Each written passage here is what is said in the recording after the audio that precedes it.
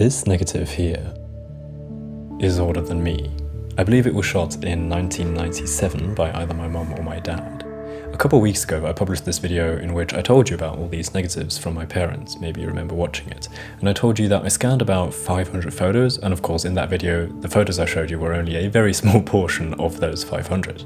Something you may or may have not noticed in that video is that all of those photos were after January of the year 2000, the month that I was born.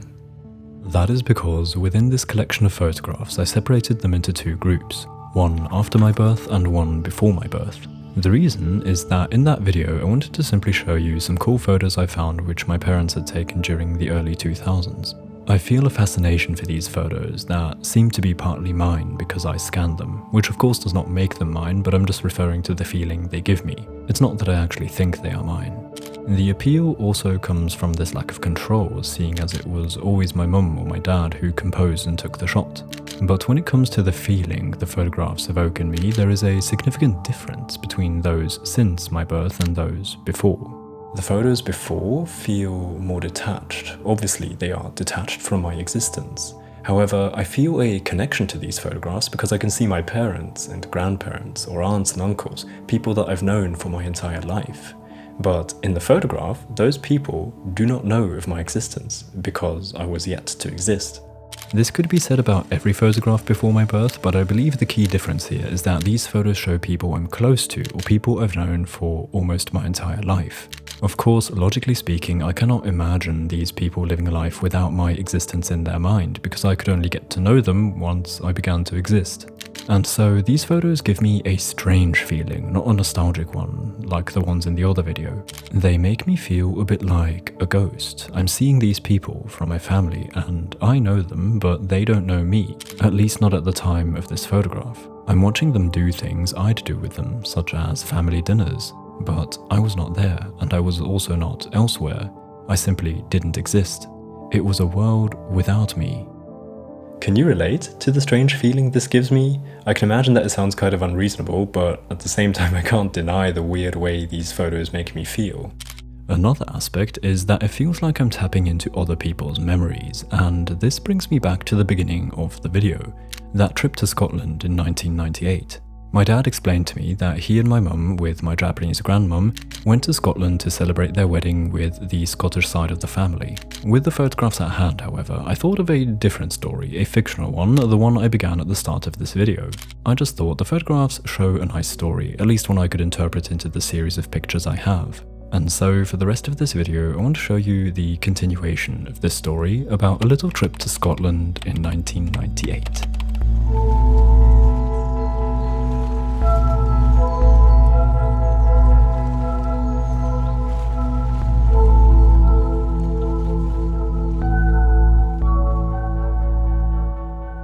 So my parents had gone to Scotland to visit the family, and they had a big family dinner and a party. They didn't party all night long, however, because they had plans for the next morning. They were intending to catch sunrise and visit an old castle ruin not far from my grandpa's house. And so we have this first photograph of my grandmother in the car ready to set off. This is one of my favourite photographs of the entire collection I scanned. I just love the mix of intimacy, authenticity, and beauty in this photo. And the light is just so gorgeous in this picture. It's this typical soft and slightly red-tinted light that shines for the final 30 minutes before the sun rises and covers everything in its bright orange glow. My grandmum is sitting in the back of the car, watching the drops on the window slowly dry up as it becomes warmer. My mum enters the car as the one before last person before the group can set off, and she says something that puts this wide smile on her mother's face as she keeps her eyes on the window. Let's continue with the next two photographs, two portraits of this man, a friend of my dad's, who also got up early to head off before the sun rises. But he's not joining my parents on their trip to the castle, instead he's on his way home, down further south towards England. He had prepared his big backpack the night before and was heading to his white car as my dad caught him for a last goodbye for a while, and he snapped these two portraits. The left one is almost a full-body portrait, picturing the guy with his backpack, his car on the right, and the cold morning awakening in the background. Mornings in December here tend to be cold enough to give some people red cheeks, as can be seen in the right photo, a closer-up portrait. In the background, there is a lady, a friend of my grandmother's, who also attended the party. She had just gone to the garden to fetch a couple homegrown raspberries, which she intended to use for a pie she wanted to bake on this cool morning. Anyway, after saying goodbye to his friend, my dad finally comes to the car and the group sets off to Urquhart Castle, which is a 30-minute drive away. Meanwhile, at the castle, the sun is nearly rising. Loch Ness is still in the dark, while far above, the clouds are hit by the warm light, tinting them in hues of orange and red. It's a calm morning, no strong winds, the water is pretty quiet, and the clouds seem to be moving on, giving hope for a sunny day. About 25 minutes into the drive, the group arrives at Loch Ness and my dad pulls over to take this picture. They stay here for a couple minutes to take in the view, breathe the cold fresh air that now smells less of farmers' fields and more of the wet and moist vegetation around the lake. My grandmum had brought a guidebook for Scotland and was looking for various attractions that she thought should be visible from where they were. As she struggled to find the castle itself, my dad explains to her that it's just a turn around the corner and so it's hiding behind the rock. Meanwhile, the sun keeps rising higher and higher and Loch Ness slowly brightens. Back at the house, a couple more people have awakened by now and are excited to be just early enough to watch the sun rise on this field and blanket the sheep in its warm gold rays. Minutes later, the first sun rays appear and the alley with trees that leads to the house lights up in an orange tone and the trees throw their long shadows across the path and onto the field. Seeing this picture reminds me of the visits I was able to have here, and I particularly have this alley in good memory. As a child, when I couldn't fully appreciate the beauty of simply driving through Scotland, I would be aching to finally arrive. Close to where my granddad lived was a distillery we'd always pass, and that was about the point where I'd begin to recognise the area and become excited in anticipation of our arrival. Once we reached this alley, I knew the time had finally come to get out of this tight leg-pushing vehicle that I didn't seem to find comfort in. Back at Loch Ness, the sun was shining onto the hills by now and the group had found their way to the castle ruins.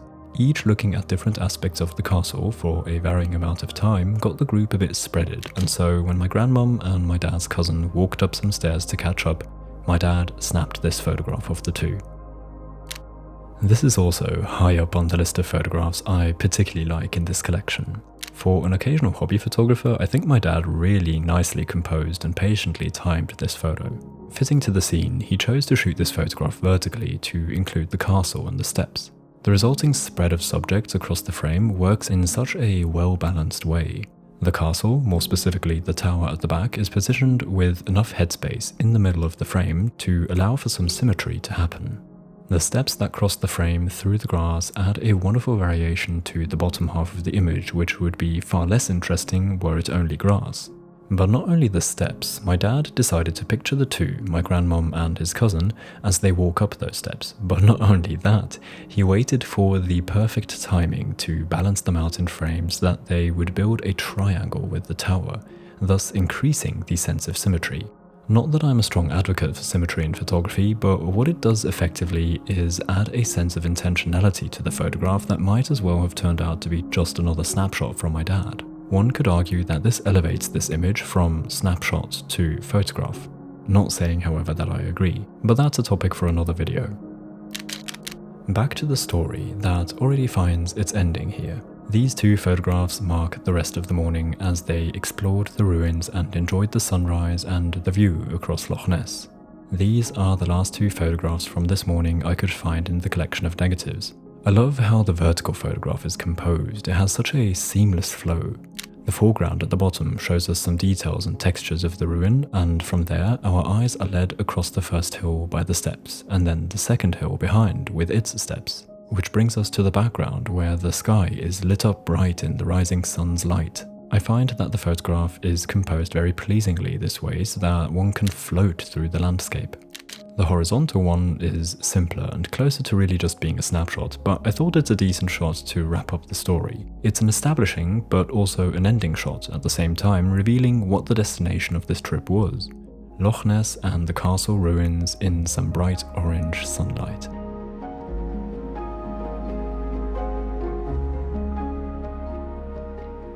So, I hope you enjoyed this photographic story. I really wanted to show you some more of the negatives I found in my parents' collection, but I thought it could be fun to show them a bit differently. To avoid confusion, I just want to clarify at the end now, the story was in large part fictional, and the footage at the beginning was of course not from back then. It's from my trip to Scotland in 2019. However, all the photographs are 35mm film scans from December 1998 from my parents' trip to Scotland. Anyway, that's it for this week. If you enjoyed this, I'd appreciate a like on the video, consider subscribing if you haven't yet, and I'll see you again next week. Until then, goodbye.